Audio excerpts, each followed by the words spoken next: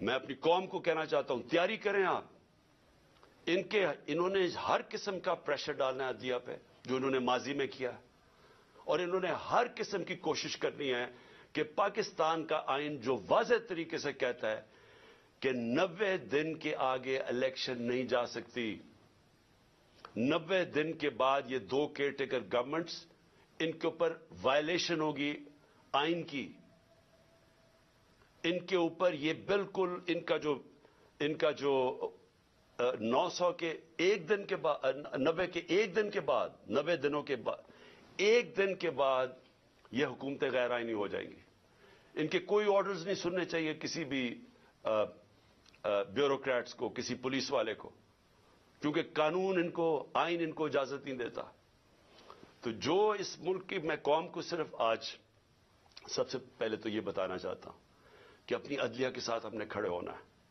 उनको हमारी जरूरत पड़ेगी, क्योंकि अभी से ही उनके खिलाफ स्टेटमेंट्स आनी शुरू हो गई हैं, उनको प्रेशर डालने की कोशिश की गई है।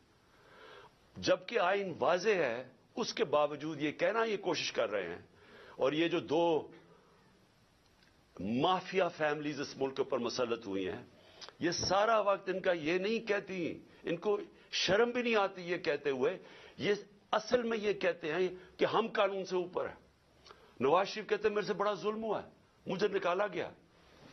1.5 साल इसके ऊपर तफ्तीश की गई सुप्रीम कोर्ट, उसके बाद JIT, उसके बाद साबित हुआ इसकी करप्शन का कि 4 लंदन में बड़े बड़े फ्लैट जो पैनमा के इंकशाफ में सामने आए थे, जो किसी हमने नहीं निकाले, इंटरनेशनली इनको अल्लाह की पकड़ थी, इनके फ्लैट सामने आ गए जो हमेशा कहते थे हमारे नहीं, मानने पड़े हमारे हैं, और अदालत में बता ही नहीं सके कि पैसा किधर से आया।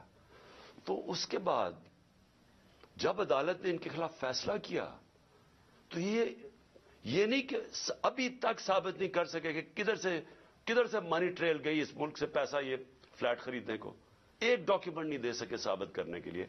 लेकिन वो कह ये रहे हैं कि जुर्रत कैसे पड़ गई किसी के हमारे ऊपर केस करने की, अदालतों को कैसे जुर्रत पड़ गई हमारे खिलाफ फैसला करने की, ये असल में ये कह रहे हैं।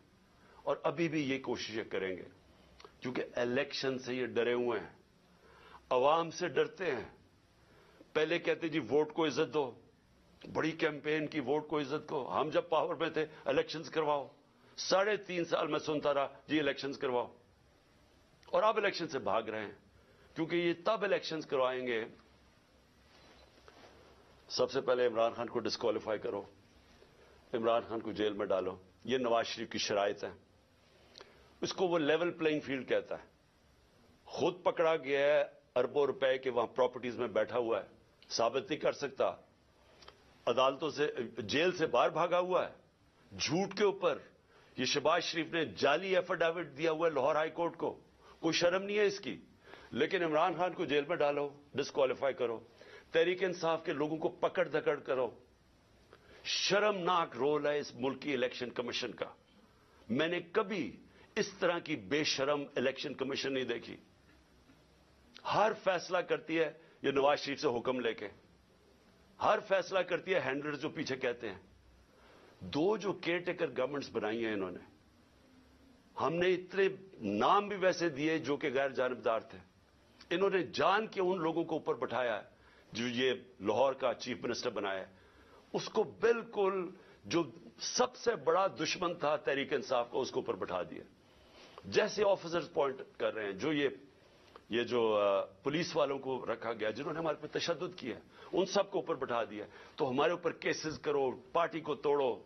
जब ये समझेंगे कि ये बिल्कुल ग्राउंड तैयार हो गई है इनके लिए, तब ये चाहते हैं इलेक्शन करवाओ, इसलिए भाग रहे हैं इलेक्शन से।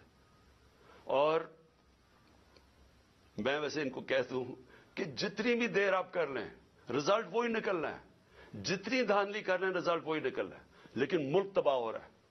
हमारी सारी कोशिशें थी कि इलेक्शंस अभी इसलिए हम करवाना चाहते थे कि इलेक्शन एक ही तरीका है इस दलदल में जो मुल्क फंसा दिया उससे निकलने का, और तो दूसरा रास्ता ही कोई नहीं है।